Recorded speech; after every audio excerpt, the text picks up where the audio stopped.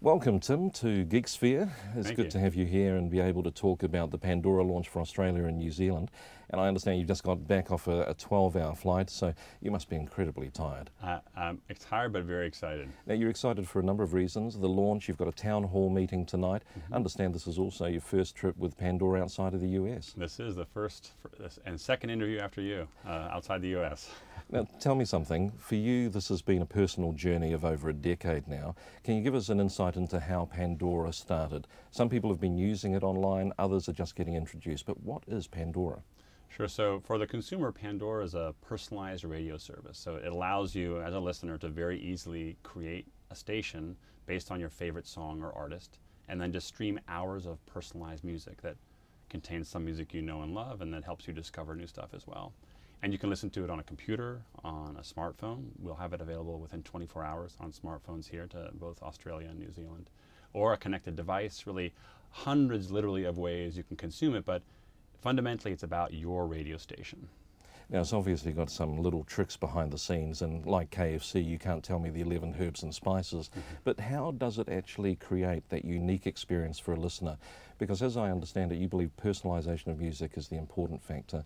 So how do we make it just right for me?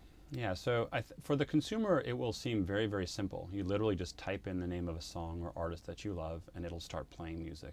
Easy as that, kind of like as close as you can get to hitting a button and hearing music. But what powers that is something called the Music Genome Project. And the Genome is an enormous database that we've been working on for over a decade, actually 12 years now, of songs that have each been manually analyzed by one of our trained music analysts. So we've had a team of people at Pandora that have come in every day, slapped on a pair of headphones, and listened to songs and measured them essentially along as many as 450 attributes per song. So it's like musical DNA. It's capturing every dimension of melody and harmony and rhythm and form and instrumentation. We literally have 30 attributes just to capture the sound of the voice. That then is sort of the connective tissue. So when you put a song into Pandora, we literally compute proximity to other songs based on those hundreds of characteristics and then build a station. That's sort of the first part, the foundation. And along with that, we then add the feedback from listeners. One of the things that Pandora allows you to do is to thumb up or thumb down songs as you hear them. That information gets fed back into the system and further sort of refines and curates the playlist based on your taste. So we get to play Caesar with our music. Yes, you are the DJ. Now, in terms of the way in which the music is actually created, you say you've got all of these attributes, so suddenly music is rocket science. Have you actually found what's the ideal form of music out of this experience? Well, what I have found, I'll tell you, is the enormity of and breadth of appetite people truly have for music. I think part of the limitations of the music business historically is it's only ever had room for a pretty small amount of music. Now with the web, you just blow that wide open. Pandora has over 1 million songs now in our collection that have been through this analysis. Over 95% of those songs play every month on Pandora. So we're talking about way, way down this sort of long tail that people talk about. A lot of that's music that has never been and would otherwise never be heard on radio anywhere. It's great for discovery. We've heard about the long tail of the internet being that we're introduced to a wider range of products through Amazon and the likes. Is Pandora the long tail of music? That, I think, is one way to really describe us. I think Pandora is one of the first companies in music to solve the problem. It's a way that for listeners and for artists, you can connect people, avid fans, to music they would never have heard before. And we're seeing in the US already, it's impacting literally the careers of artists. You know, working bands are seeing their sales start to grow and their audiences start to grow. And actually getting closer to be able to making a sort of viable career out of it. And part of what, for me as a former musician myself, I guess I still am, but not practicing musician, one of the great things about coming to New Zealand is kind of with a flick of a switch, you take that catalog of artists and all of a sudden, bang, they're in front of a whole new audience of potential fans. And vice versa. So artists that are in Australia wind up listening to wind up being listened by US customers. You know, I can see that you've got an absolute passion for this journey and the music and the energy that goes into it. So when it got to the point that you'd gone global, suddenly everybody was listening to Pandora, and suddenly the legislators basically said, no, licensing doesn't allow you to do this outside of the US, and you had to shut it down. How did that come about, and what did it feel like for you personally?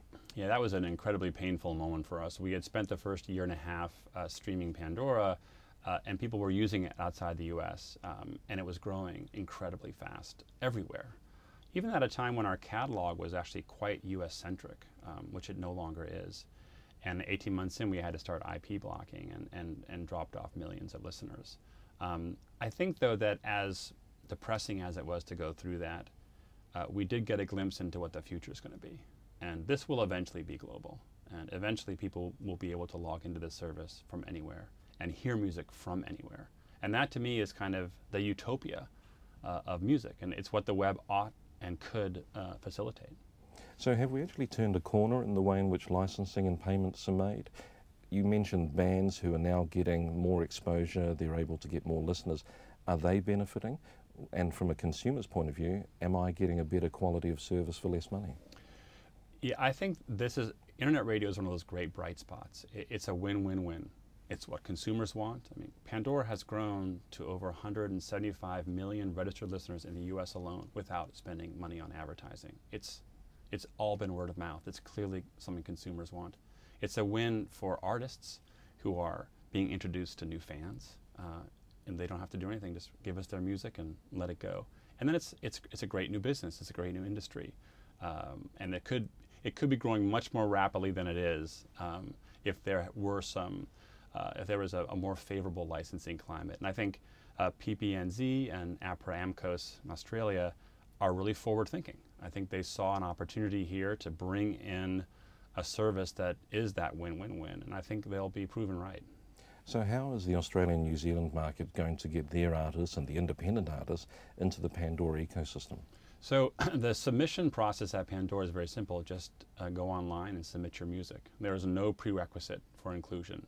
We are just looking for the best music that we can find. And we have music on Pandora that hobbyists have recorded in their living room on the weekend.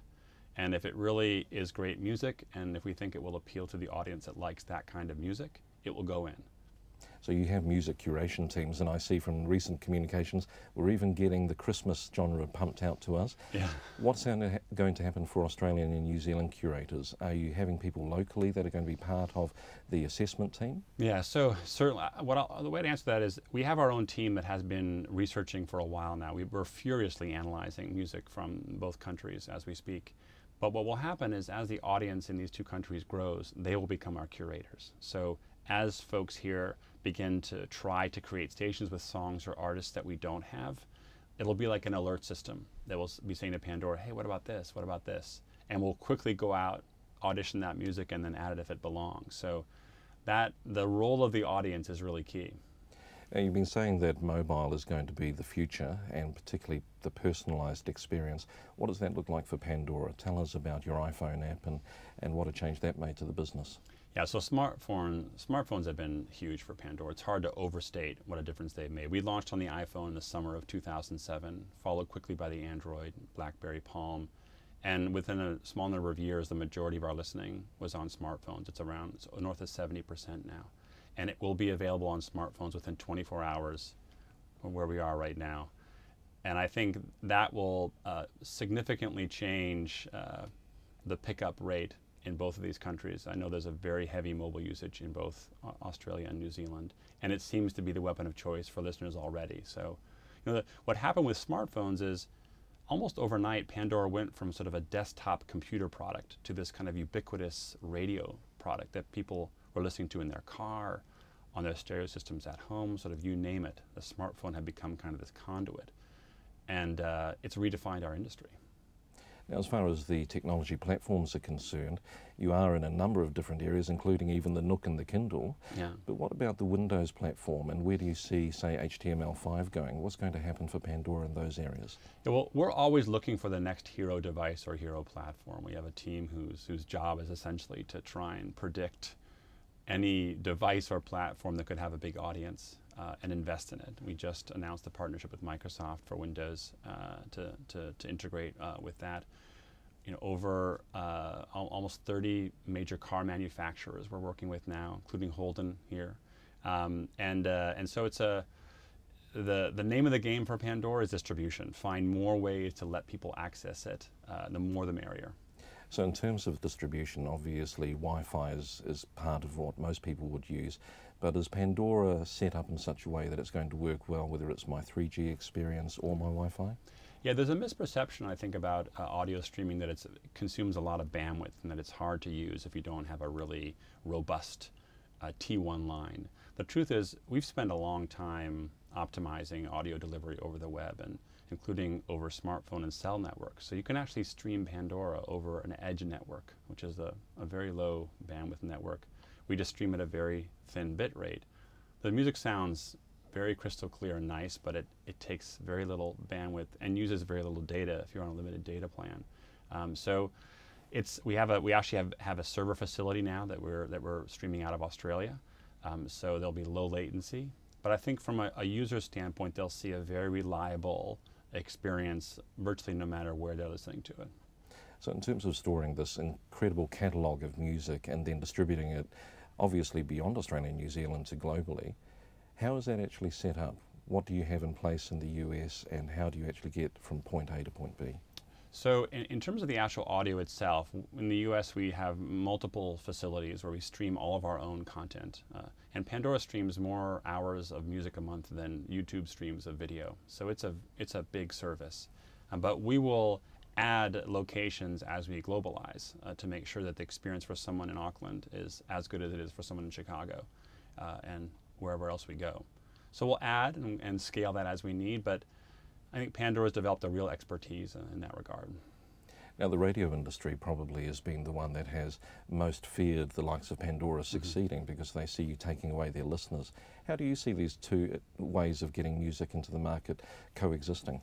I think they coexist very much, primarily because I think that radio is a different format. You know, radio is really the more geared around a DJ and sort of a curated experience. You have a loyalty and an affinity for sort of the taste and personality of an individual DJ. I think if you asked listeners, they would, about their favorite radio stations, they'd all reference individuals, and those folks are their connection, their pipeline to music. And I think those folks are iconic sort of music figures that will endure, and they'll live right alongside the sort of version of radio that we're creating.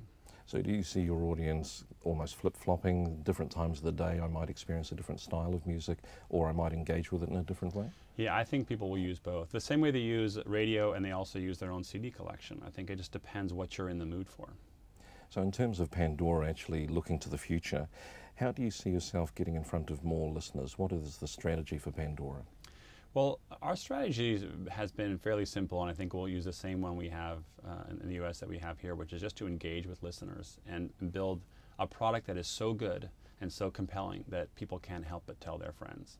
And that's what happened in the US. It's really about viral growth, word of mouth.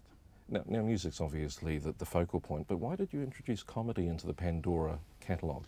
Yeah, we brought comedy because listeners wanted it. Really, the listener feedback drives a lot of things at Pandora, including product prioritization. And we had a lot of people saying, bring comedy. And it was a natural and logical extension, and we built the Comedy Genome project so that we could offer something unique and Pandora-like. And we'll keep looking for those opportunities, but I'd say that the center of our passion remains music, and it will be forever. The question is, will there come a time when listeners will really demand it so much that we'll start adding and broadening out the offering? So you've arrived in town, and one of the things you do right across the US is conduct town hall meetings to get a sense of what the listeners want. You're going to be doing that in Auckland and Sydney and Melbourne. Tell us what you expect to hear when you enter into these open meetings, uncensored even. Yeah, I mean, I've been looking forward to these for a long, long time. And they are town hall forums where it's just me and a microphone, if that. And I'll tell the story of Pandora, give people some background on the company, sort of how and why we started, and some insight into the Music Genome project, sort of how the product works, and our vision for where we're going to take that in the context of digital music more broadly. And then it will be an open Q&A. So it'll be a chance for anybody there to ask anything, to say anything, to make any complaint they'd like, and to have a discussion. And the response from listeners has been really terrific. And if the comments on the email replies is any indication, it will be a very lively event, and I expect nothing less both here and in Australia, so I'm really looking forward to it. Yeah, from what I've heard, you're expecting a really good turnout, which Yeah. shows that there's an existing group of people that have been avidly supporting you behind the scenes for some time. And that's how Pandora's grown to date. You know, I think our focus is always build a great product and then treat your listeners with the greatest of respect, and they'll do it for you. You know, this isn't a big marketing campaign. So for Pandora, what are the areas that no man has gone before that you would like to venture into in the future? I'd say that one of the things that has me most excited right now is what Pandora could be doing for artists. So we have an enormous audience in the US, and we'll soon have a big one in both of these countries, I'm confident of that. And so we have a really good understanding of the kind of music people are listening to. They're based on their thumbs feedback. And we have a sense of where they are. You give some geographic information when you first register on Pandora. That's an incredibly valuable resource to help activate audiences at a local level. So you think about touring musicians who get in vans and drive thousands or many thousands of miles in the case of Australia and New Zealand to play in one city to the next. And that great challenge has always been, how do we let people know we're coming to Perth or Melbourne or you name it? And Pandora has that. So Pandora could, in theory, allow a musician to log into the service and connect with their audience, plot a tour, alert people that they're coming. And we've actually begun to do this. It's not just hypothetical. We've put on shows in the US where we literally pick a club, find a band, put on a show, and we invite people who are within driving distance of the club through Pandora to attend, and we bring hundreds of people. It's like magic. Now, thinking to the future, Pandora's successful. You not only have a retirement plan in place, but there's money in the bank and you can kick back. What are you going to be rocking in your chair and listening to? Well, I've always had a pretty broad taste in music. I'm a big fan, speaking genomically, I'm a big fan of melody and the use of vocal harmony. I'm a pianist by training, so I love piano music. And I'm a composer, so I really like well-constructed music that's got interesting arrangements and orchestrations. So give me some of that, and I'll listen to country, I'll listen to punk, classical, reggae, folk, you name it. I get the feeling you've just played the politician with me, so I'm going to ask you, what are your 3 favorite artists? An impossible question for me to answer, and actually, it's a question that I don't answer, largely because what I like is irrelevant, and that is sort of Pandora's kind of that's the purpose of Pandora. Is that when you come to Pandora, we don't have an opinion about what you should like. You tell us what you like, and we'll do our best to reflect that back to you. We will never give you the sense that you should be liking something else. It's really meant to be personalized, and ultimately personalized is about what you like, not about what I like. But one of the things I do like, you do allow the social network experience to come into Pandora, so I can share my experience with friends, and that's becoming obviously a part of how we live our daily life. So I can post to Facebook, post to Twitter, and allow my friends to understand what makes me tick. So I guess there is that opportunity for listeners to do that through Pandora. Yeah, well, it so happens that we're launching here just on the heels of a big new update, a 4.0 on Pandora, that has brought social and the sharing elements much more intimately into the listening experience. So there are lots of ways on this service to spontaneously tell people the things you're listening to or liking or buying, etc. And we're seeing a surge in that usage on Pandora. So from what I understand about the use of both of those platforms down here, we expect that it'll over-index and that people will really dive into those parts of Pandora. So people are about to go out, find Pandora.com and start listening. Now there is a free service, but there also is a premium service. Tell us exactly how those work. Right, so the bulk of our listeners use the free ad-supported service. Pandora One, which is a subscription service, which is $3 a month. I'm not sure what the pricing is right now in New Zealand, how that currency converts. But it's advertising free, and it delivers the music at a higher bit rate, so it's a sort of a higher quality audio signal. Those are the 2 primary differences.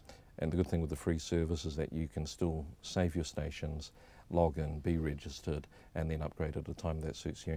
That's right. They're essentially identical except for the lack of advertising and the higher audio quality, so it's really the same experience. Well, Tim, we're looking forward to being in the audience tonight at the town hall meeting. We'll try to be on our best behaviour. No, I don't want that. I want rowdiness. Rowdiness, you'll get that here. Tim Westergren, thank you very much for joining us on Geeksphere. It's my pleasure. Thanks.